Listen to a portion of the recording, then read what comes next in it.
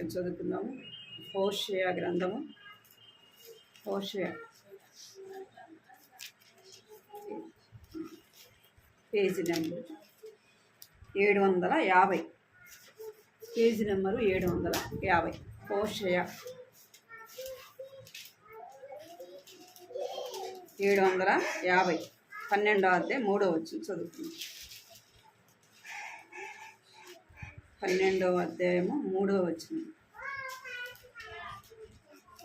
తల్లి గర్భమందు యాకోబు తన సహోదరుని మెడమను పట్టుకొని మగసిరి గలవాడుగా అతడు దేవునితో పోరాడెను.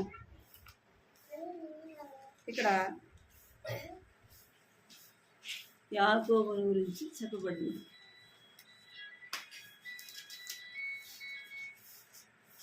స్త్రీలమైన మనము ఏం చేయాలంటే దేవుని మార్గములలో నడుచుకోవాలి. ఎవరి మార్గం అంట? దేవుని యొక్క మార్గములో మనము నడిచే వారముగా ఉండాలి. దేవుని మార్గము ఉంది, ఇంకా సాధారణ మార్గం కూడా ఉంది. మనము ఏ మార్గంలో వెళ్ళాలా, ఏ మార్గంలో వెళితే క్షేమము, ఏ మార్గం వెళితే మనకు మేలు అంటే ఎవరి మార్గంలో వెళ్ళాలంట? దేవుని యొక్క మార్గములో వెళ్ళాలి. దేవుని మార్గంలో మనము నడిచే వారముగా ఉండాలి. దేవుని మార్గంలో మనం నడవాలి అంటే ఏం చేయాలా? ఏది మనకు మార్గం చూపించేది అంటే దేవుని యొక్క వాక్యం. ఏం చూపిస్తుంది మనకి? దేవుని వాక్యము మనకి చూపిస్తుంది. అందుకే నువ్వు కుడివైపుకైనా ఎడమ వైపుకైనా వెళ్ళకుండా ఇదే త్రోవ చక్కగా నడుము అని కూడా వాక్యంలో ఉంది. స్త్రీలమైన మనము ఏ మార్గంలో మనం వెళ్ళాలంటే దేవుని మార్గంలో వెళ్ళాల. మనకంటే ముందుగా వెళ్ళిన వారు ఉండాలి కదా. దేవుని యొక్క వాక్యంలో, దేవుని యొక్క గ్రంథంలో ఏం చేస్తూ వచ్చారంట? స్త్రీలైన వారు దేవుని మార్గంలో నడిచిన వారు ఉండాలి. వారిలో మనము మీరు చెప్పండి, తెలిసిన వాళ్ళు ఎవరన్నా దేవుని మార్గంలో నడిచిన వారు స్త్రీలు బైబిల్ గ్రంథంలో?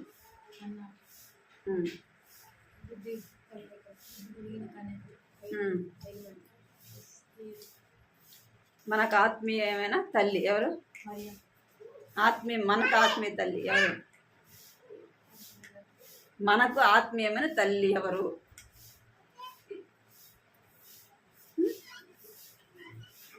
తెలీదా? ఎవరు మనకు తల్లి? ఎవరు? మరియమ్మ యేసుప్రభుకి తల్లి ఎవరు? ఎవరు? శారా మనకు ఆత్మీయమైన తల్లి. అవ్వ కాదు. అంటే మన దేవుని పిల్లలకు తల్లిదండ్రులు, ఆత్మీయమైన తల్లిదండ్రులు ఎవరంటే అబ్రహాము, శారా. వారి యొక్క సంతానము మనం అన్నమాట. ఇక్కడ శారాను మనం జ్ఞాపకం చేసుకుంటే ఆమె ఏ మార్గంలో నడుస్తూ వచ్చిందంట? దేవుని యొక్క మార్గములో నడిచిన స్త్రీ. అందుకే అబ్రహాముని గురించి కూడా దేవుడు చెప్తాడు, నేను సర్వశక్తి కలిగిన దేవుడను, నా సన్నిధిలో నీవు నిందారహితుడుగా నడుచుకునుము అని దేవుని వాక్యంలో ఉంది. అలాగే ఎవరు నడుస్తూ వచ్చినారంటే అబ్రహాము దేవుని మార్గంలో నడుస్తూ వచ్చినాడు. అబ్రహాముతో పాటు ఎవరు నడిచినారంట? శారా కూడా దేవుని యొక్క మార్గములో నడుస్తూ వచ్చింది. ఆమె ఎలాంటి స్త్రీ అంటే దేవుని మార్గంలో నడిచిన స్త్రీగా చూస్తాము. ఇంకా ఆమె ఎలాగ ఉంటుందంటే విశ్వాసము కలిగినది. ఎవరు? శారా విశ్వాసము కలిగిన స్త్రీ అన్నమాట. ఎప్పుడో విశ్వాసము? అన్నీ ఉన్నప్పుడు విశ్వాసమా? మన ఇంట్లో అన్నీ ఉన్నప్పుడు విశ్వాసం కాదు, లేనప్పుడు విశ్వాసం. ఎప్పుడు విశ్వాసము? లేనప్పుడు. చూస్తాము. హెబ్రీ రాసిన పత్రిక 11వ అధ్యాయం 1వ వచనం చూడండి.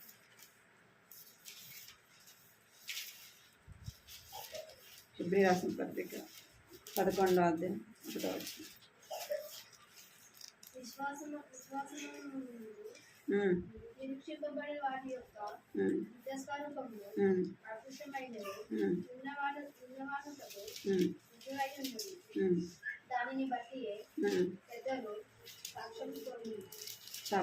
ఇక్కడ విశ్వాసము అన్నది నిరీక్షింప వాటి యొక్క నిజ స్వరూపము అదృశ్యమైనవై ఉన్నవి అనుటకు రుజువై ఉన్నవి. ఎప్పుడు ఆమెకి విశ్వాసము అంటే ఆదికాండంలో మనం చూస్తే ఆమెకు దేవదూతలు వచ్చి చెప్పినప్పుడు ఆమెలో ఏముంది? విశ్వాసము ఉంది. ఆమె ఎప్పుడు చెప్తూ వచ్చినారంటే నీకు కుమారుడు కలుగుతాడు అని చెప్పినప్పుడు ఆమె ఏం చేస్తూ వచ్చింది? నవ్వుతూ వచ్చింది. ఆదికాండం 18వ అధ్యాయంలో ఆమె ఏం చేస్తూ వచ్చింది? నవ్వుతుంది. ఎందుకు నవ్వింది అంటే ఆమె వృద్ధాప్యములో ఉంది, అయినా ఆమెలో ఏముందంటే విశ్వాసం అనేది ఉంది. ఎందుకు ఆమెలో విశ్వాసం ఉంది? నా దేవుడు ఏమైనా చేయగలడు. చివరి క్షణాల్లో కూడా ఏం చేయగలడు? పోయిన దాన్ని తీసుకొని రాగలడు. శూన్యములో సృష్టిని కలుగచేసిన నా దేవునికి అసాధ్యమైంది ఏది లేదు. మనం అన్నీ ఉన్నప్పుడు విశ్వాసం ఉంచడం కాదు దేవుని మీద. అన్నీ బాగున్నప్పుడు, ఆరోగ్యంగా ఉన్నప్పుడు, తినడానికి తిండి ఉన్నప్పుడు, అన్నీ ఉన్నప్పుడు విశ్వాసం ఉంచడం కాదు. ఏమి లేనప్పుడు దేవుని అందు ఏం చేయాలా? విశ్వాసము ఉంచాలి. అన్నీ ఉంటే విశ్వాసం ఉన్నా లేకపోయినా ఒకటే కదా. ఏమంట? ఉంది కాబట్టి వండుకొని తిన్నా. ఎప్పుడు విశ్వాసం ఉండాలా? మన ఇంట్లో ఏమి లేనప్పుడు విశ్వాసం ఉండాలి. నేను ఈ టయానికి తింటాను, మధ్యాహ్నానికి నేను తినాల్సిన సమయానికి దేవుడు నాకేం చేస్తాడు? ఇస్తాడు. అటని పనికి పోకుండా ఉండమని కాదు, అటని పని చేయకుండా ఉండమని కాదు. మనం అర్థం చేసుకోవాల్సింది ఏంటంటే ప్రతికూలమైన పరిస్థితులు, అనారోగ్యం వచ్చింది, ఏదైనా కుటుంబంలో ఇబ్బందిలో ఉంది, అలాంటప్పుడు ఏముండాలి మనలో? విశ్వాసము. నా దేవుడు ఏమైనా చేయగలడు అనే విశ్వాసం. ఎవరిలో ఉంది విశ్వాసము అంటే శారాలో ఉంది. దేవుడు చెప్పినాడు నీకు కుమారుడు పుడతాడు అని చెప్పినాడు. అబ్రహాం ఎప్పటి వరకు నమ్ముతూ వచ్చినాడు? అబ్రహాం ఎప్పటి వరకు విశ్వాసం ఉంచుతూ వచ్చినాడు అంటే 100 సంవత్సరాలకు ఎవరు పుట్టారు? ఇసాకు పుట్టారు. అంటే వారు అప్పటి వరకు కూడా ఏముంది? వారిలో విశ్వాసము ఉంది. నేను ఆ విశ్వాసము అట్లనే ఉండాలి. ఏదైనా బాగలేనప్పుడు, పిల్లలకు బాగలేనప్పుడు, మనకు బాగలేనప్పుడు ఇంకేం బాగా అయిపోతుందిలే, ఇంకేం మనం బాగుపడతాంలే కదా, ఇంకా మన పని అయిపోయిందిలే, ఇంకేంది అని మనం ఏం చేస్తామంటే నిరాశపరుస్తూ ఉంటాం కదా. ఇంకెప్పుడు జరిగేది, ఇంకెప్పుడు అయ్యేది. దేవుడు ఏం చేస్తాడంటే మనం నిస్సహాయ స్థితిలో ఇంకా నేను ఏమి చెయ్యలేను, నా వల్ల ఏమి కాదు అన్నప్పుడే దేవుడు ఏం చేస్తాడు?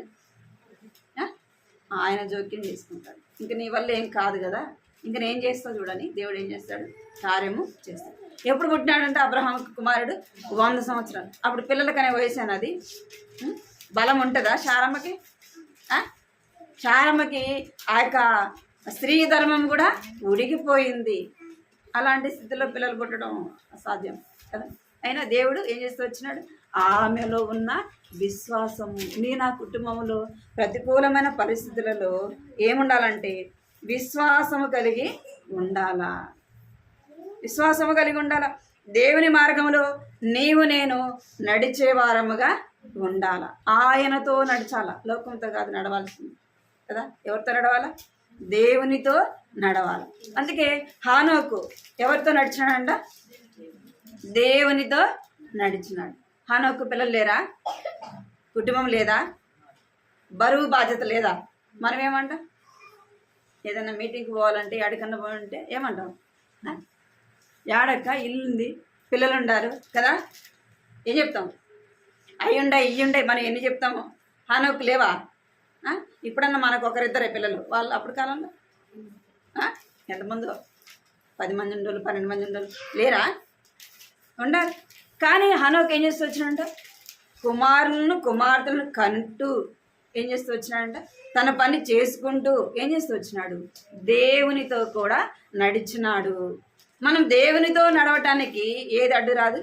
మనం నడవాలా అని మనలో ఆశ ఉంటే, నేను ఆత్మీయంగా ఎదగాల, నేను ఆత్మీయంగా బలపడాలా, నేను దేవునితో ఎప్పుడు నేను నడిచేదానిగా ఉండాలంటే ఏమడ్డొస్తుంది? ఏమన్నా వస్తాయి అడ్డు? ఏవి కూడా అడ్డు రావు. కానీ ఏది అడ్డు వస్తుందంటే మన అవిశ్వాసమే అడ్డొస్తుంది. ఏమడ్డం వస్తుంది? మన అవిశ్వాసం. నేను ఆడపోగలుగుతాను, నేను ఆడ చేయగలుగుతాను.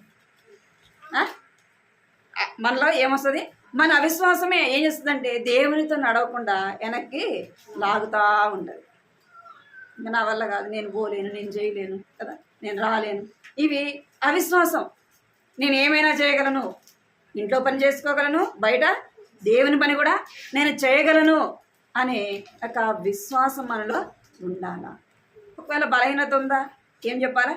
నా దేవుడే నన్ను బలపరుస్తాడు, నా బలహీనతలోనే దేవుడు నాకు సహాయం చేస్తాడు. అందుకే అపోజిట్ పౌలు అంటాడు, ఏమంటాడంటే నేను ఎప్పుడు బలహీనడనో అప్పుడే బలవంతుడను.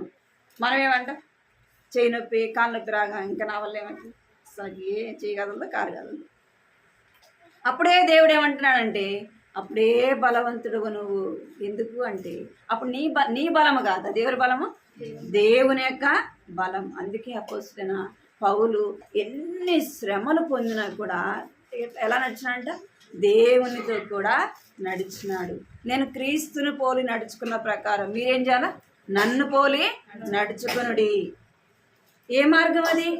తను లోకంలో ప్రయాస పడినాడు, లోకం కొరకు పరిగెత్తున్నాడు కదా, ఏమో సాధించాలనుకున్నాడు. కానీ ఎవరి చేతిలో చేరుకున్నాడు? దేవుని చేతిలో పట్టబడినాక ఇప్పుడు లోకం కోసం ప్రయాసపడటంలే, లోకం కోసం పరిగెత్తడంలే, లోకంతో పడి నడవడంలే. ఎవరితో నడుస్తున్నాడు? దేవునితో నడుస్తున్నాడు, దేవుని మార్గములో నడుస్తున్నాడు. నీవు నేను ఏ మార్గంలో నడవాలంట? దేవుని యొక్క మార్గములో నడిచే స్త్రీలముగా ఉండాలా. బైబిల్లో ఎంతోమంది స్త్రీలు బలమైన వారు, ఆత్మీయంగా ఎంతోమంది ఉండారు. పెర్సిస్ అనే ఒక ఆమెను చూస్తే బహుగా ప్రయాసపడను. ఎవరి కొరకు?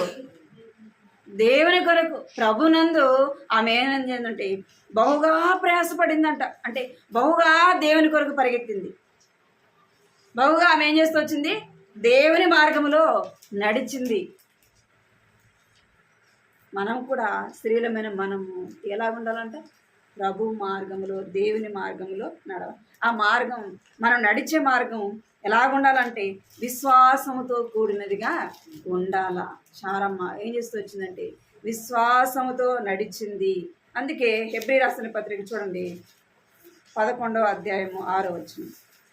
హెబ్రీ 11:6.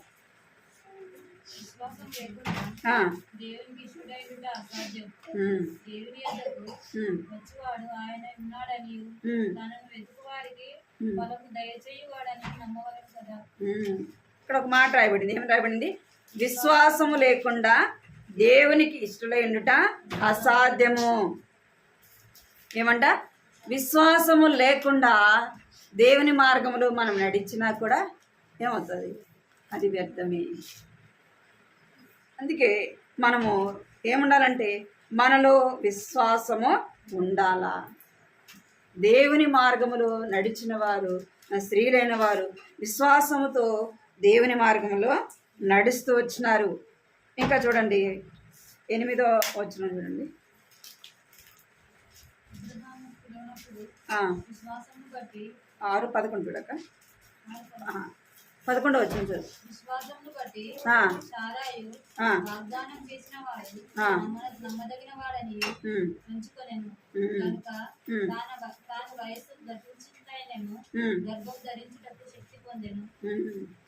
ఏం పొందిందంట?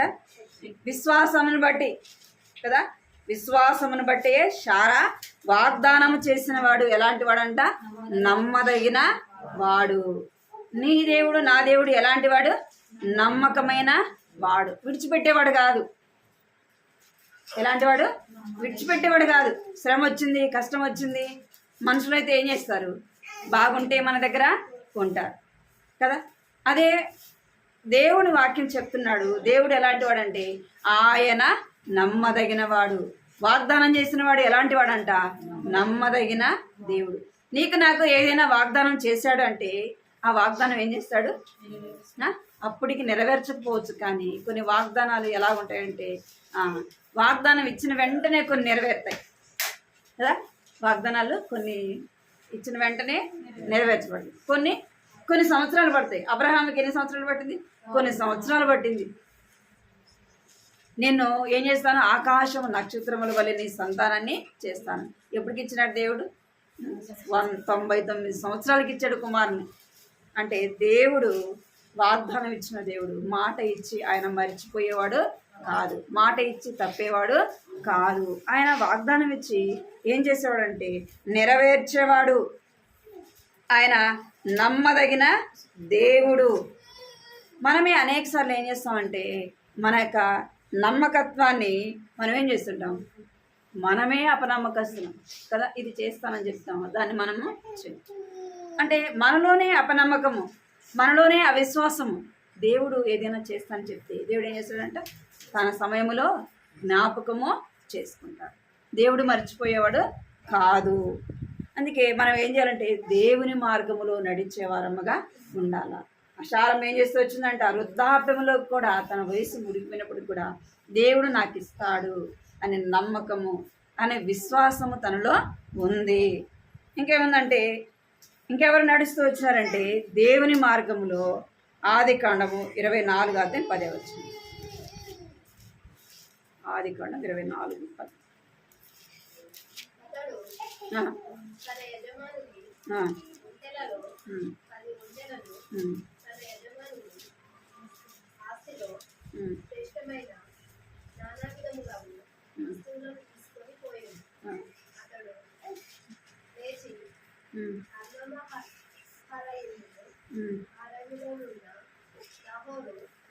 పట్టణము చేరి సాయంకాలం స్త్రీలు వచ్చి వేళ్లకు ఆ ఊరి బయట నీళ్ళ బావి యొక్క తన ఒంటెలను మోకరింపచేసి ఇట్లా చాలు.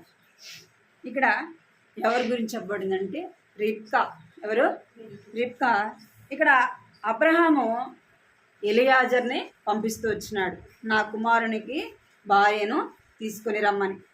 తన యొక్క కుమారుడు కొరకు ఎలియాజర్ని పంపించినప్పుడు ఎలియాజర్ వెళ్ళి ఏం చేస్తున్నాడంట, ఆ బావి దగ్గర తను మోకరించినాడు. ఎవరు మోకరించినాయి? ఏం మోకరించినాయి?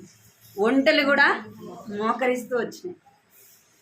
అంటే అబ్రహాము నడిచిన మార్గంలో ఎవరు నడుస్తున్నారు? తన భార్య అయిన శారా నడుస్తుంది కదా. ఇప్పుడు అబ్రహాములో ఉన్న విశ్వాసం ఎవరిలో ఉంది? శారములో ఉంది. ఇప్పుడు ఇంకెక్కడ ఎవరిలో ఉంది అంటే ఎలియాజర్లో కూడా ఉంది. తన దాసుడైన పనివానిలో కూడా ఏముంది? విశ్వాసము ఉంది. ఆ యొక్క ఎలియాజర్ మోకరించగానే ఏం మోకరించినాయంట? నోరు లేని జంతువులు, ఒంటెలు కూడా ఏం చేసినాయంట? మోకరించినాయి. ఇక్కడ రిబ్కా వచ్చింది. రిబ్కా వచ్చినప్పుడు అబ్రహాం ఎలియాజర్ అంటున్నాడు, నేను ఎవరినైతే నీళ్ళని అడుగుతాను వాళ్ళు ఏం చేయాలా? ఒంటెలకు నీళ్లు పోయాలి. ఎన్ని ఒంటెలు? 1, 2, 10. ఏం చేయాలంట? ఆ ఒంటెలకు అన్నిటికీ నీళ్లు ఎవరైతే పోస్తారో వారే నా యజమానునికి కుమారునికి భార్య. అంటే ఇక్కడ రిబ్కా కూడా ఏం చేస్తూ వచ్చిందంటే దేవుని మార్గములో నడిచే స్త్రీగా చూస్తుంది. రిబ్కా కూడా ఎలాంటిదంటే నమ్మకమైనదిగా, విశ్వాసము గలదిగా చూస్తాను. ఇక్కడ రిబ్కా ఏం చేస్తూ వచ్చింది? తను చెప్పినట్లుగానే ఏం చేస్తూ వచ్చిందంటే 10 ఒంటెలకు నీళ్లు చేది పోస్తూ వచ్చింది. నేను ఆ జీవితంలో మనం ఏముండాలంటే దేవుని మార్గంలో నడిచే వారముగా ఉండాలా. దేవుని యొక్క చిత్తాన్ని ఎరిగే వారముగా, దేవుని యొక్క ఉద్దేశాలను ఎరిగిన వారముగా ఉండాలి. ఇక్కడ చెప్పగానే ఏం చేస్తుందంటే చూడండి 21వ వచనం ఆదికాండం 21, 24, 21. ఆ మనుషుడు ఆమెను తేరి చూచి తన ప్రమాణమును యెహోవా సబలపరచుననెను లేదో తెలుసుకొనవలెనని ఊరుకుండెను. ఒంటెలు త్రాగుటయైనను. తర్వాత ఆ మనుషుడు అరంతుల ఎత్తుగల బంగారపు ముక్క కమ్మిన ఆమె చేతులకు 10 తులముల ఎత్తుగల 2 బంగారు కడియలను తీసి, నీవు ఎవరి కుమార్తెవు? దయచేసి నాతో చెప్పుము. నీ తండ్రి ఇంట మేము ఈ రాత్రి బస చేయుటకు స్థలమును దాన్ని అడిగెను. ఇక్కడ రిబ్కా ఏం చేస్తూ వచ్చిందంటే, ఆ రిబ్కా ఎలాంటిది అంటే ఆ చిన్నది, మిక్కిలి చక్కనిది. ఆమె చెప్పంగానే ఏం చేస్తుందంటే ఆ యొక్క ఎలియాజరు మాట విని ఏం చేస్తూ వచ్చింది? అడగంగానే ఆ ఒంటెలకు నీళ్లు చేది పోస్తూ వచ్చింది. ఇంకేం చేస్తూ వచ్చిందంటే నాతో పాటు ఈమె మీరు పంపిస్తారా అన్నప్పుడు ఆ రిబ్కా ఏం చేస్తూ వచ్చింది, వాళ్ళు అడుగుతూ వచ్చినారు నువ్వు వెళ్తావా అన్నప్పుడు ఆమె ఏం చేస్తూ వచ్చింది, నేను వెళ్తాను. అంటే ఆమె ఎవరి మార్గంలో ఉందంటే దేవుని యొక్క మార్గంలో ఉంది. దేవుని యొక్క ఉద్దేశంలో ఆమె ఉన్నదిగా మనము చూస్తాం. రిబ్కా ఇంకా ఎలాంటిదంటే నమ్మకమైనది. ఎలాంటిదంట? నమ్మకం. దేవునికి ఎవరు కావాలా అంటే అపనమ్మకస్తులు కాదు, దేవునికి కావాల్సింది ఎవరు కావాలా?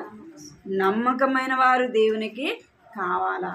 అందుకే కీర్తనలో 101:6 రాయబడింది, దేశములో నమ్మకస్తులైన వారిని దేవుడు ఏం చేస్తున్నాడంట, చూస్తున్నాడంట. చూడండి కీర్తనలు 101:6.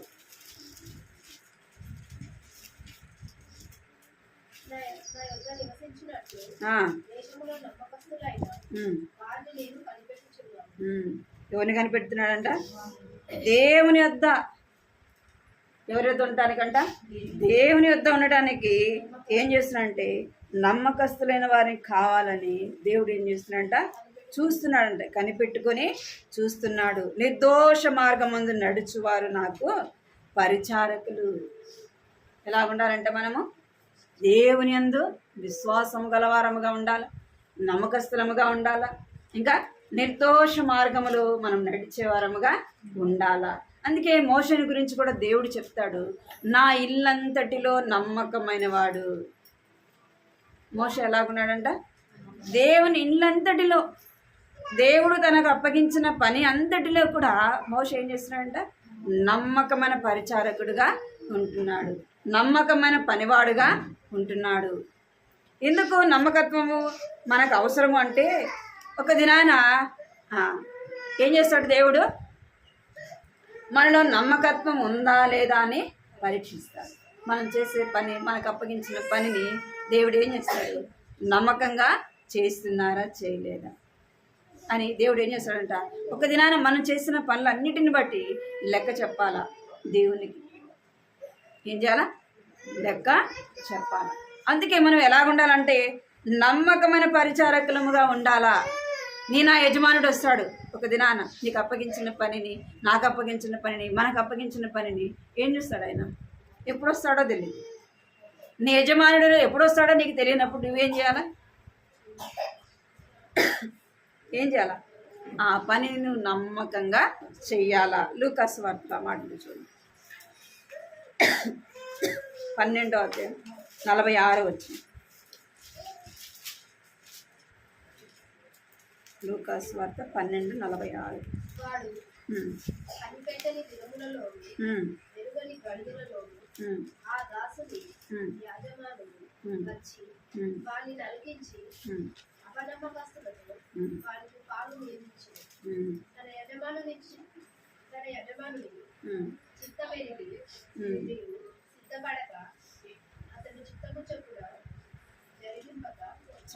చాలు ఏమంటారంట, వాడు కనిపెట్టని దినములలో, ఎరుగని గడియలో ఆ దాసుడు యొక్క యజమానుడు వచ్చి, ఇప్పుడు వస్తాడంట ఎరుగని గడియ, ఎరుగని సమయము. అందుకే మనం మార్కు సువార్తలో అక్కడ చూడొచ్చు. ఏం చూడొచ్చు అంటే దేవుడు ఏం చేస్తాడంట, ఎప్పుడు వస్తాడో తెలియదు. కోడి కూడినప్పుడు వస్తాడో, పొద్దు కూకినప్పుడు వస్తాడో, మధ్యరాత్రిలో వస్తాడో, ఎప్పుడు వస్తాడో తెలియదు కదా. ఇంటి యజమానుడు ఎప్పుడు వస్తాడో తెలియదు. మనం ఎలాగుండాలంట అంటే నమ్మకమైన వారముగా ఉండాలా. నాకు ఇప్పుడు మనకు అప్పగించిన పని మనం చేసినప్పుడు యజమానుడు ఎప్పుడు వస్తే ఏముంది? భయం ఉంటుందా? ఆ పని చేయకపోతేనే ఏం చేస్తాం? భయం. అందుకే మనం ఎలా ఉండాలంటే నమ్మకస్తులముగా ఉండాలా.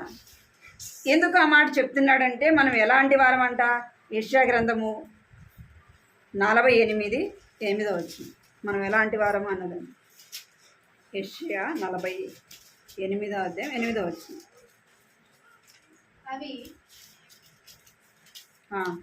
అవి నీకు వినబడనే లేదు, నీకు తెలియబడనే లేదు, భూతం నుండి నీ చెవి తెలుగుబడనే లేదు. నీవు అపనమ్మకస్తుడవై నీ తల్లి గర్భమున పుట్టినది మొదలుకొని తిరుగుబాటు చేయువాడు అని పించుకొంటూ అని నాకు తెలియదు. ఎలాంటి వారంట మనము? తల్లి గర్భంలో నుండే మనం ఎలాంటి వారంట? అపనమ్మకస్తులము. అందుకే చెప్తున్నాడు కదా, మనలో ఏముండకూడదు? అవిశ్వాసం ఉండకూడదు, అపనమ్మకం అనేది ఉండకూడదు, అపనమ్మకస్తులముగా ఉండకూడదు. మనం ఎలాగ ఉండాలంటే నమ్మకస్తులముగా ఉండాల. నీకు నాకు ఏ చిన్న పని అప్పగించినా దాంట్లో మనం ఏం చేయాలంట? నమ్మకంగా చేయాలి. యజమానుడు ఉన్నా లేకపోయినా మన ఇంటిలో అయినా మనం ఎలాగ ఉండాలా? నమ్మకమైన వారముగా ఉండాలి. మన కుటుంబాన్ని కూడా నమ్మకముగా మనకు అప్పగించిన కుటుంబాన్ని మనం ఏం చేయాలా?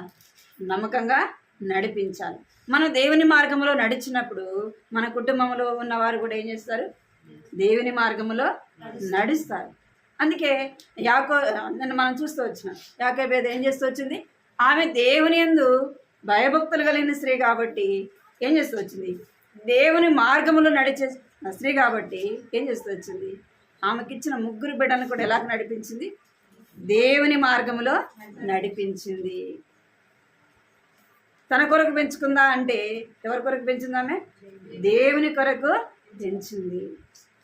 అందుకే ఇసాకును కూడా మనం చూస్తే ఏం చేస్తూ వచ్చినాడు? తల్లిదండ్రులైన వారికి లోబడినవాడు కదా, ఏ మాటకు కూడా ఎదురు చెప్పినవాడు కాదు. మనము దేవునికి లోబడి దేవుని మార్గంలో నడిచినప్పుడు మనలో ఉన్న విశ్వాసాన్ని బట్టి మన పిల్లలు కూడా ఏం చేస్తారు? దేవుని మార్గంలో నడుస్తారు. మనలో ఎంతైతే విశ్వాసం ఉంటుందో మన పిల్లల్లో కూడా అంతే విశ్వాసము ఉంటుంది. మనం ఏదైనా మనల్ని అడిగినారు మన పిల్లలు, మనం ఏం చేయాలా? అప్పుడే వెంటనే వెళ్ళి షాప్కి వెళ్ళి కొనేయకూడదు. ఏదైనా అడిగితే ఏం చేయాలి? మిమ్మల్ని బుక్లు అడిగినారనుకోండి, లేదా డ్రెస్ అడిగినారనుకోండి, వాళ్ళకు అవసరమైనవి అడిగితే మీరు ఏం చేయాలా? వెంటనే వెళ్ళాలా షాప్కి? ఏం చేయాలా? వెళ్ళి ప్రార్థన చెయ్యి. ఏం చెప్పాలి మన పిల్లలకి? నువ్వు వెళ్ళి ప్రార్థన చెయ్యి, దేవుడు నీకు అవసరమైనప్పుడు ఏం చేస్తాడు? నీకు ఇస్తాడు. అది వాళ్ళకి నేర్పించాలి. మన పిల్లలకి మనం ఉంది కదా అని వెంటనే పోయి కొనేయడం కాదు. మరి వారికి ఎట్లా తెలుస్తుంది? మనం కొద్ది సమయం వారికి ఇవ్వాలా. నువ్వు వెళ్ళి ప్రార్థన చేయి, దేవుడు నీకు ఇస్తాడు. నీకు నిజంగా అవసరం అంటున్నావు కదా, నువ్వు ప్రార్థన చేయి, దేవుడు నీకు ఇస్తాడు. నన్ను అడిగితే నేను ఎక్కడి నుంచి తేవాలి అని మనం అడిగినప్పుడు ఏం చేస్తారంటే పిల్లల్లో కూడా కొంతైనా విశ్వాసం అనేది వస్తుంది. కొద్దిగైనా వాక్యం విన్నాం కదా నిన్న. ఏం చేయాలా? పిల్లల్ని దేవుని మందిరంలోకి తీసుకొని వచ్చినప్పుడు వాళ్ళని ఏం చేయాలా? దేవుని వాక్యం వినేటట్టు చూడాలా. ఒక్క మాట అయినా వారిలో పని చేస్తారు. ఒక్క మాట ఇప్పుడు కాకపోవచ్చు, కానీ ఆ సమయం వచ్చినప్పుడు ఏం చేస్తారు? ఖచ్చితంగా వారికి ఆ మాటలు గుర్తొస్తాయి. ఇప్పుడు తెరీసా 10th క్లాస్ కదా, అప్పుడు ఏదో ప్రార్థన చేయమంటే ఏదో 2 నిమిషాలు వెంటనే 2 నిమిషాలు ప్రార్థన చేసి పోయేది. ఇప్పుడు ఏం చేస్తుందంటే ప్రతి దాన్ని కూడా మమ్మీ ప్రార్థన చేయి, నువ్వు ఇంటికాడ ఉంటావు కదా మమ్మీ, నువ్వు ప్రార్థన చేయి మమ్మీ, నువ్వు ఎంతసేపు చేసినావు చెప్పు నా కోసం ప్రార్థన అంటే నేను చేస్తా ప్రార్థన, నువ్వు కూడా చేయాలి కదా. మనం ఏం చెప్పి పిల్లలకి? నువ్వు కూడా చేయాలి. నేను చేస్తా, కానీ నీవు చేసినప్పుడు దేవుడు నా కొరకు ఈ కార్యం చేసినాడు అనే నీకేమొస్తుంది? నమ్మకము వస్తుంది. మనం చేయకుండా ఉండము, కానీ పిల్లలకు కూడా ఏం చేయాలా? నేర్పించాలి. అంటే మన పిల్లలకు చిన్నప్పటి నుంచే నేర్పించాలి. ఏదైనా అడిగినప్పుడు నువ్వు వెళ్ళి ప్రార్థన చేయి, నేను ప్రార్థన, దేవుడు ఏం చేస్తాడు? సమయం వచ్చినప్పుడు నీకు ఇస్తాడు. అలాగే వాళ్ళు ఏం చేస్తారంటే విశ్వాసాన్ని కొంచెం ఒకటి జరిగింది అనుకో, ఇంకొకటి ఏం వస్తుంది? నేను ప్రార్థన చేయగానే ఇది జరిగింది, ఇప్పుడు ఇంకొకటి జరుగుతుంది. తెరేసా ఏం చెప్పిందంటే, మమ్మీ నాకు ఎగ్జామ్ రాయకముందు గవర్నమెంట్ స్కూల్లో నాకు రావాలి మమ్మీ, ఎగ్జామ్ రాయడానికి హాల్ టికెట్ అని అడిగింది. సరే నేను ప్రార్థన చేస్తాను, నువ్వు చెప్పినట్టు నేను చెప్పినట్టు జరగదు కదా, నువ్వు కూడా ప్రార్థన చేయాలని చేసింది. ప్రార్థన స్కూల్కి ట్యూషన్ పోయి వచ్చేటప్పుడు నైట్ 9:30 అటు అవుతుంది. అప్పుడు కూడా రాసుకొని చదువుకొని నేను ప్రార్థన చేసుకుంటూ ఉంటాను కదా, అప్పుడు మళ్ళీ నాకు అక్కడ కూర్చొని కొంచెం ప్రార్థన చేస్తుంది. సరే అన్నట్టే హాల్ టికెట్ వచ్చింది. ఎక్కడ వచ్చింది? గవర్నమెంట్ స్కూల్లోనే వచ్చింది. ఇంకా ఆ రోజు సంతోషం పట్టడం చాలగల. ఇంకా మమ్మీ అబ్బా దేవుడు నేను ప్రార్థన చేసినట్టే దేవుడు నాకు ఇచ్చాడు మమ్మీ. ఇప్పుడు మార్కుల కోసం ప్రార్థన చేసింది, ప్రభా నాకు ఇన్ని మార్కులు కావాలా అంటే నేను చెప్పిన మేము చేస్తాం. అది ఇచ్చేది దేవుని చేతిలో ఉంటుంది. నీ నీ విశ్వాసాన్ని బట్టి దేవుడు నీకు కార్యం చేస్తాడు. దేవుడు నీలో విశ్వాసాన్ని బట్టి నువ్వు రాసినా రాయకపోయినా ఏం చేస్తాడు? ఉన్నది లేనట్టు లేనిది ఉన్నట్టుగా చేయగలిగిన వాడు దేవుడే.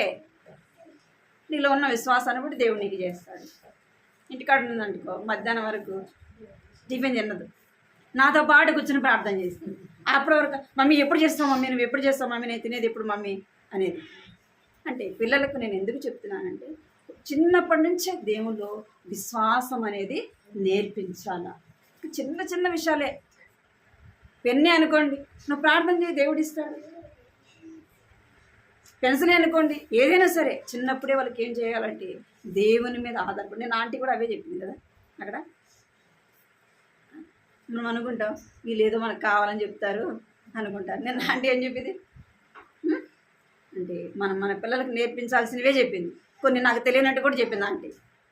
అంటే మనం నేర్చుకోవాల్సినవి ఆత్మీయంగా ఎన్నో ఉంటాయి. మనం అన్నీ తెలుసు అనుకుంటాం, కానీ మనకు దాంట్లో ఏం తెలిసి ఉండదు.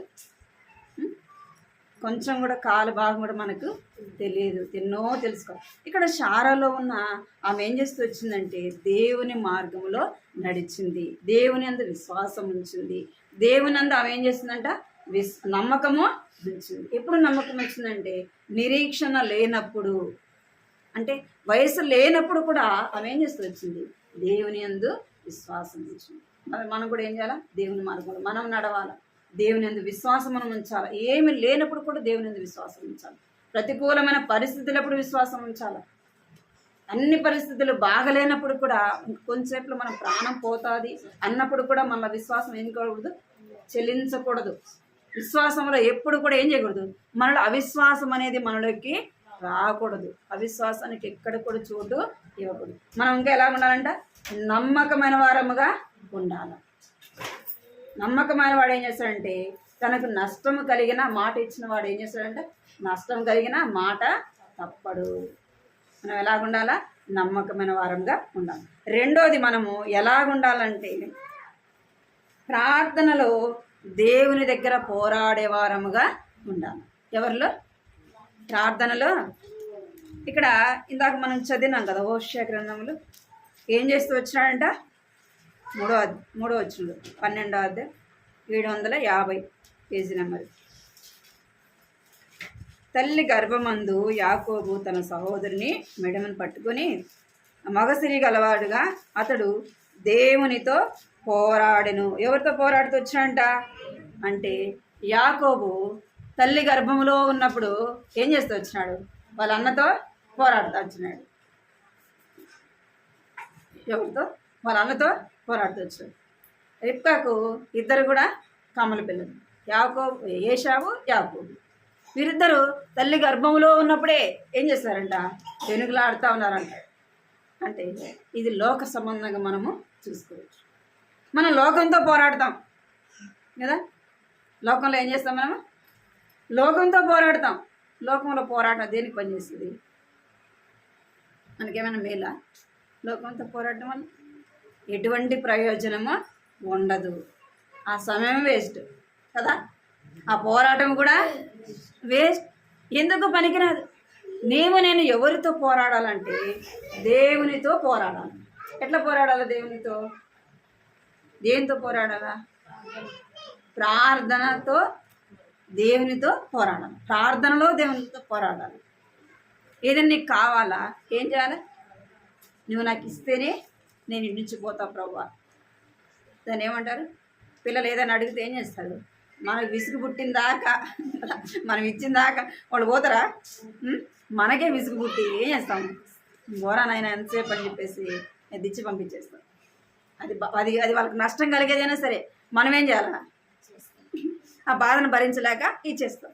మనం అలా కాదు. దేవునితో ఎలాగ పోరాడాలంటే ప్రార్థనలో పోరాడాలా. ఎవరి కొరకు పోరాడాలా? మన కొరకు పోరాడాలి. ఇక్కడ యాకోబు ఆదికాండంలో మనం చూస్తే, ఆదికాండం చూడండి. ఆదికాండం 32వ అధ్యాయం 28 వచ్చింది. 32 ఆదికాండం 32వ అధ్యాయం 28వ వచనం.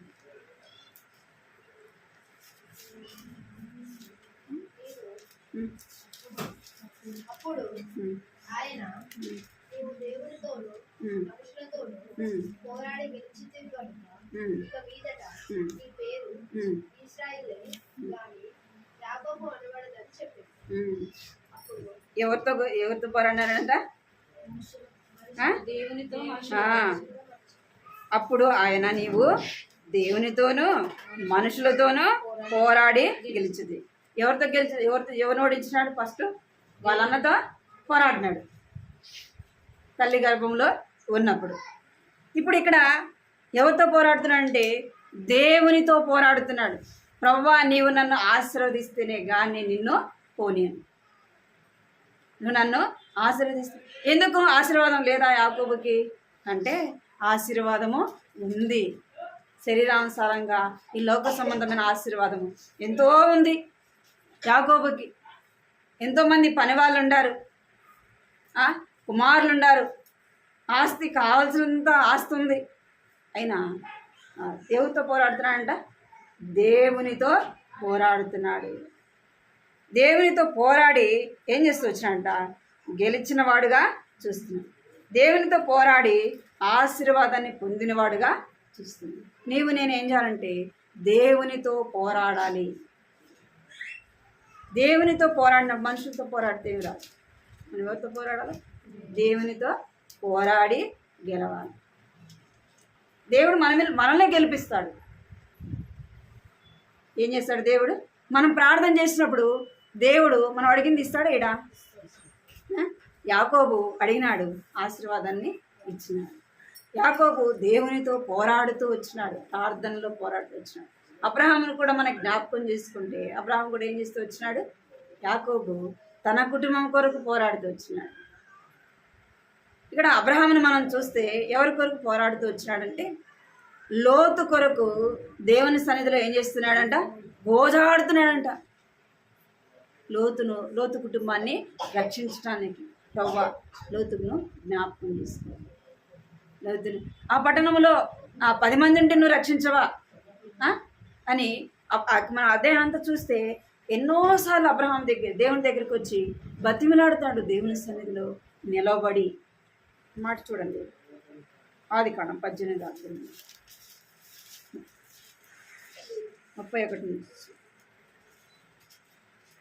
అందుకతడు ఇదిగో ప్రభువుతో మాట్లాడుట తెగించి తిని ఒకవేళ అక్కడ 20 మంది కనబడదురేమో అన్నప్పుడు ఆయన ఈ 20 మందిని బట్టి నాశనం చేయకూడదు. అతడు ప్రభు కోపపడిన ఎడల నేను నీకు ఒక్క మాటే మాట్లాడేదను. ఒకవేళ ఇక్కడ 10 మంది కనబడదరేమో అయినప్పుడు ఆయన ఆ 10 మందిని బట్టి నాశనం చేయక ముందసాగాను. యెహోవా అబ్రహాముతో మాట్లాడట చాలించి వెళ్ళిపోయాడు. అబ్రహాము తన ఇంటికి తిరిగి వెళ్ళాడు. ఇక్కడ ఎక్కడి నుంచి ఆ మాట ఉందంటే ఎక్కడి నుంచి ప్రార్థన చేస్తూ వచ్చినాడంటే 26 నుంచి ఏం చేస్తూ వచ్చినాడు? ప్రార్థన అబ్రహాము చేస్తూ వచ్చినాడు. అక్కడ ఎంతమంది ఉన్నారంటే 4. లోతు భార్య, 2 కుమారులు. అబ్రహాము ఎంతమంది నుంచి లెక్క పెట్టినాడంటే 70 మంది ఉంటే నువ్వు రక్షించవా, 65 మంది ఉంటే రక్షించవా అంటే తగ్గించుకుంటా వస్తున్నాడు. లాస్ట్కి అంటున్నాడు 10 మంది ఉంటే నువ్వు ఆ పట్టణాన్ని రక్షించవా. దేవుడు కోపపడనిడలా ఒక్క మారే నేను మాట్లాడేదను, ఒక్క మారే అడిగేదను. అంటే ఎవరితో పోరాడుతున్నాడు అబ్రహాము అంటే దేవునితో పోరాడుతున్నాడు. అంత అవసరం ఏముంది? లోతు వెళ్ళిపోయినాడు కదా, ఏం చేస్తున్నాడు? లోతు వెళ్ళిపోయినా కానీ అబ్రహాం ఏం చేస్తున్నాడు? లోతు కొరకై దేవుని సన్నిధిలో నిలిచి ఉండి ఏం చేస్తున్నాడంట? పోరాడుతున్నాడు. నీవు నేను కూడా మనం ఏం చేయాలా? మన కుటుంబంలో ఉన్న వారి కొరకు మనం పోరాడేవారముగా ఉండాలా. వారు రక్షింపబడాలంటే ఏం చేయాలంట? దేవుని సన్నిధిలో మనం ప్రార్థన ద్వారానే వారిని దేవుని దగ్గరికి తీసుకొని రాగలం. ప్రార్థన మనము వారి కొరకు చేసినప్పుడు దేవుడు ఏం చేస్తాడంటే తన యొక్క సొంత సమయంలో వారిని ఏం చేస్తాడు? జ్ఞాపకము చేసుకున్నాడు. ఏదో విధంగా వారిని దేవునింటికి తీసుకొని వస్తాడు. యాకోబు దేని కొరకు పోరాడుతూ వచ్చినంటే ఆత్మ సంబంధమైన ఆశీర్వాదం కొరకు పోరాడుతూ వచ్చాడు. అబ్రహాము దేని కొరకు పోరాడుతూ వచ్చినాడు అంటే లోతు కుటుంబం రక్షింపబడటానికి పోరాడుతూ వచ్చినాడు. ఇంకా ఎవరు పోరాడుతూ వచ్చారంటే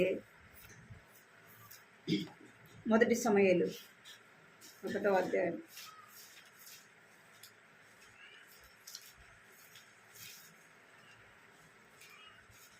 10వ వచనం. మొదటి సమూయేలు 10:11. పూర్వము 1వ అధ్యాయము 10:11 చదవండి. బహు దుఃఖాకాంతురాలనే వచ్చి యెహోవా సన్నిధిన ప్రార్థన చేయొచ్చు, బహుగా ఏడ్చుచు, సైన్యములకు అధిపతియగు యెహోవా, నీ సేవకురాలైన నాకు కలిగి ఉన్న శ్రమను చూచితివి. ఇక్కడ ఏం చేస్తుందంట హన్న అంటే తనకు కలిగిన కష్టము, దుఃఖము, బాధ, వేదనలో ఏం చేస్తుంది?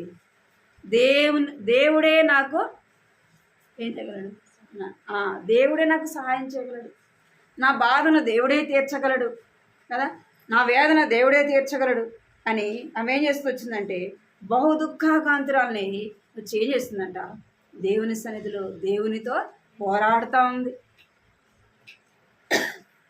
ఇక్కడ ఏలి వచ్చి అంటున్నాడు, నువ్వు ఇంకా ఎంతవరకు మత్తురాలు వింటావు? ఆయన అనుకున్నాడు నువ్వు మత్తుగా ఉందేమో అందుకనే కూర్చొని ఉంది అనుకున్నాడు. మనం కూడా కొన్నిసార్లు ప్రార్థన చేస్తుంటాం, ఆ ప్రార్థనలోనే నిద్రపోయి ఉంటాం కదా, అందుకే అంటున్నాడు ఏలి అంటున్నాడు ఇంకా నువ్వు ఎంతవరకు మత్తురాలుగా ఉంటావు అంటే అని అంటుంది, నా ఏలిని వాడ నేను మత్తుగా లేను, నేను బహు దుఃఖాకాంతురాలనై నేను యెహోవా సన్నిధిలో మొరపెట్టుకొని వచ్చినాను. ఆమె ఏం చేస్తూ వచ్చింది? ఎవరితో పోరాడుతుంది?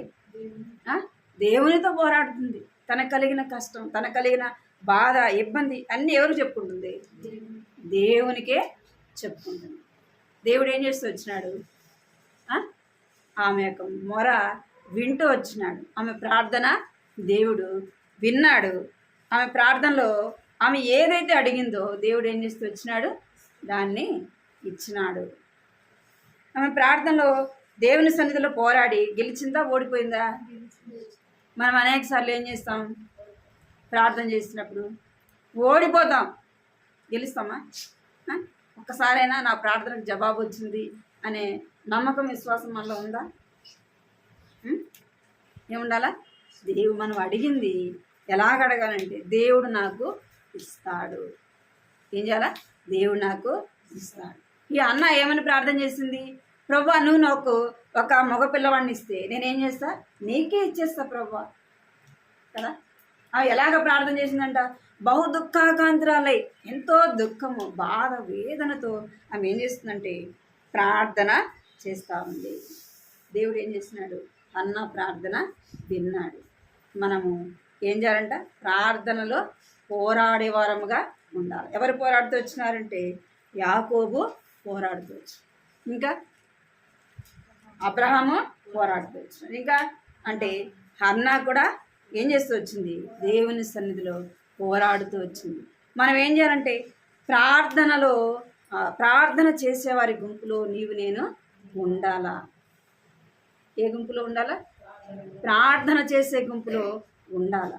అందుకే అపోస్తుల కార్యంలో రాయబడింది 1వ అధ్యాయం 14వ వచనంలో వారు దేనికి వచ్చినారంట? ప్రార్థన చేయటానికి కూడి వచ్చినారు అపోస్తులు.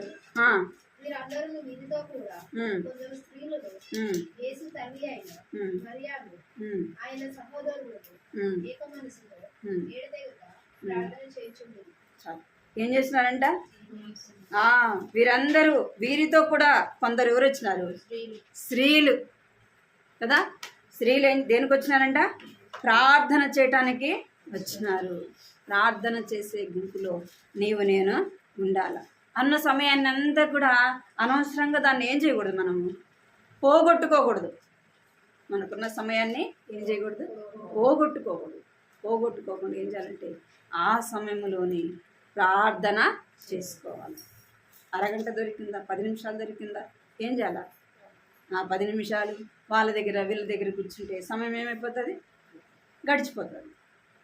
గడిచిపోయినాక బాధపడతాం, అయ్యో రోజంతా సమయము ఊరికే పోయింది కదా, ప్రార్థన చేసుకుంటే ఇంత బాగుంది, వాక్యం చదువుకుంటే. పోయినాకేం ఉపయోగం? పోయినాక నీవు నేను బాధపడిన ఆ సమయాన్ని తీసుకొని రాలేదు. కాబట్టి మనం ఏం చేయాలంటే మనకున్న సమయాన్ని ఏం చేయాలంటే వాక్యం చదువుకోవటానికైనా ప్రార్థన చేసుకోవటానికైనా ఆ సమయాన్ని ఏం చేయాలి, ఉపయోగించుకోవాలి. ప్రార్థనలో మనం ఏం చేయాలంటే నీ కుటుంబం కొరకు నా కుటుంబం కొరకు మన ప్రార్థనలో ఏం చేయాలి, పోరాడేవారముగా ఉండాలి. అందుకే అపోస్తలుల కార్యం 12వ అధ్యాయంలో కూడా మనం చూస్తే ప్రార్థన చేయటానికి కొంతమంది వచ్చినారు. వారిలో ఎవరు వచ్చినారు? రోదే అనే ఒక చిన్నది కూడా ఏం చేస్తూ వచ్చింది, ప్రార్థన చేసే వాళ్ళకి ఆ చిన్న అమ్మాయి కూడా వచ్చింది. తనలో విశ్వాసం, అందరూ ప్రార్థన చేస్తున్నాం కదా, పేతురుని దేవుడు బయటికి తీసుకొని వస్తాడు అన్నట్టే పేతురు ఏం చేస్తూ వచ్చినాడు, చెరసాల్లో నుండి వచ్చినాడు. ఆ చిన్న అమ్మాయి నమ్మింది, కానీ అక్కడ ఉన్న వాళ్ళు ఏం చేయలేకపోయినారు, నమ్మలేకపోయినారు. చిన్న అమ్మాయి చెప్తుంది పేతురు వచ్చినాడంటే, కాదు పేతురు కాదు. ఆ చిన్న అమ్మాయి ఏమంటుంది, పేతురే వచ్చినాడు అంటే మన పిల్లల్ని ఏం చేయాలి, దేవుని ఇంటికి తీసుకొని రావాలి, ప్రార్థన కొడుక్కి తీసుకొని రావాలి. 2 నిమిషాలైనా వారు ప్రార్థన చేసేదానికి ఏం చేయాలి, ప్రార్థన వారిని నువ్వు ప్రార్థన చేయని పిల్లల్ని ఏం చేయాలి, మనము ప్రోత్సహించాలి. మన పిల్లలకి ఏం చేయాలి, ప్రార్థన చేయి. ఒకవేళ సంఘ ప్రార్థన అప్పుడు టైం ఉండదు అనుకోండి, ఉపవాస ప్రార్థన అప్పుడు ఏం చేయాలి, మన పిల్లలకి చేయమని చెప్పాలి. ఇది మనం ఇంటికాడ నుంచే మన పిల్లల్ని తీసుకొచ్చేటప్పుడు చెప్పాలి. ఇప్పుడు మనం ప్రార్థనకి వెళ్తున్నాం కదా, నువ్వు 2 నిమిషాలైనా ప్రార్థన చేయి, నీకు వచ్చేటి 2 నిమిషాలైనా ప్రార్థన చేయని మన పిల్లలకి ఏం చేయాలా చెప్పాలి. ఇక్కడ రోదే ఏం చేస్తూ వచ్చింది, ప్రార్థన చేయటానికి. ఆ యొక్క అప్పుడు పరిస్థితులు ఎలాంటివి అంటే ప్రతికూలమైన పరిస్థితులు. క్రైస్తవులైన వారిని ఏం చేస్తూ వచ్చినారంట, హింసించే దినాలు. అలాంటి దినాల్లో ఏం చేస్తూ వచ్చినారు, ప్రార్థన చేయటానికి. వారు ఒక గృహంలో చేరి ప్రార్థన చేస్తుంటే ఆ చిన్న అమ్మాయి కూడా వచ్చింది. మన పిల్లలకు ఇప్పటి నుంచే వారిలో ఏం చేయాలా, దేవుని యందు విశ్వాసం ఉంచేవారుగా చేయాలి, ప్రార్థన చేసేది నేర్పించాలి. ఇంకొకటి ఏం చేయాలా, నమ్మకంగా దేవుని ఇంట్లో ఉండేది కూడా వారికి మనము నేర్పించాలి. అప్పుడు వారు పెద్దయినా ఎక్కడున్నా ఏ స్థలంలో ఉన్నా మనకేముండదు, భయము ఉండదు. అందుకే హన్న ఏం చేస్తూ వచ్చింది, సమూయేల్ని దేవుని మందిరంలో ఎప్పుడు విడిచిపెట్టిందంట, పాలు విడిచిపెట్టిన వెంటనే వదిలిపెట్టింది. ఏం చేస్తుంది తల్లి ఇప్పుడు అంటే ప్రార్థన చేస్తుంది. ఆమెకు ఒక విశ్వాసం, నా దేవుడు ఆ బిడ్డను ఏం చేస్తాడు, కాపాడుతాడు. అంటే చిన్నప్పుడు కూడా ఆమె ఏం నేర్పించుంటుంది సమూయేలుకి, దేవుని గురించి చెప్పి. అందుకే సమూయేలు దేవుని మందిరంలోకి రాగానే ఏం చేస్తున్నాడంట, దేవుని సన్నిధిలో మ్రొక్కెను అని చెప్పండి. అంటే చిన్నప్పుడు నేర్పిస్తేనే వచ్చింది. మనం ఒకటి ఏం చేయాలా, మొదటిదిగా దేవుని మార్గంలో నడిచే స్త్రీలముగా ఉండాలి, మనలో విశ్వాసము గల వారముగా ఉండాలి, నమ్మకమైన వారముగా మనం ఉండాలి. రెండోది ఏం చేయాలంటే మనం ప్రార్థనలో పోరాడాలి. లోకంతో పోరాటం అది ఎప్పుడు కూడా మనకు పని రాదు, దేనికి ఉపయోగపడదు. అదే పోరాటం దేవుని సన్నిధిలో మనం ప్రార్థించినప్పుడు దేవుడు ఏం చేస్తాడు, మన ప్రార్థన బట్టి మన బిడ్డల్ని మన కుటుంబానికి ఏం చేస్తాడు. ఒకవేళ మనం పై స్థానంలో ఉండకపోవచ్చు, కానీ ఆత్మీయంగా మనం ఏమంటాం, ఆత్మీయంగా దేవుడు ఉన్నత స్థానంలో ఉంచుతుంది. ఈ లోకంలో ధనవంతులంగా ఉండటం వల్ల ఈ లోకానికే పనిచేస్తుంది. మనం ఏ విషయంలో ధనవంతులంగా ఉండాలా, ఈ లోక సంబంధంగా ధనవంతులంగా కాదు, ఆత్మీయంగా ఉన్నత స్థానంలో ఉండాలి. అదే మన పిల్లలు మనం కోరుకోవాలి. ఏం కోరుకోవాలి, నా పిల్లలు ఆత్మీయంగా ఉన్నత స్థానంలో ఉండాల ప్రభువా, ఆత్మీయంగా వారు పై స్థానంలో ఉండాలి ప్రభువా. చదువుల విషయంలో అయినా, జ్ఞానములో అయినా, దేంట్లో అయినా కానీ ఎలా ఉండాలంటే మన పిల్లలు ఆత్మీయంగా ఉన్నత స్థానంలో ఉండాలి. వాళ్ళు ఉండాలంటే మనం ఏం చేయాలా, ప్రార్థనలు నిత్యము దేవుని సన్నిధిలో పోరాడే వారముగా ఉండాలి. యోబు అయితే ఎలాగైతే ప్రార్థన చేస్తాడు, మనం కూడా ఏం చేయాలంటే రేయి మొదటి జామును లేచి మన బిడ్డల కొరకే మనం ప్రార్థన చేయాలి. అందుకే విలాప వాక్యంలో కూడా రాయబడింది 2:19 ఏం చేయాలంటే, నీళ్లు కుమ్మరించి ఏం చేయాలంట, వారి కొరకు దేవుని సన్నిధిలో పోరాడాలి. దేవుని యొక్క పాదములు పట్టుకొని ఆయనను బతిమినాడాలి. ప్రభా నా బిడ్డలను రక్షించు, నా బిడ్డలు ఆత్మీయంగా ఉన్నత స్థానంలో ఉంటానని సహాయం చేయి ప్రభా.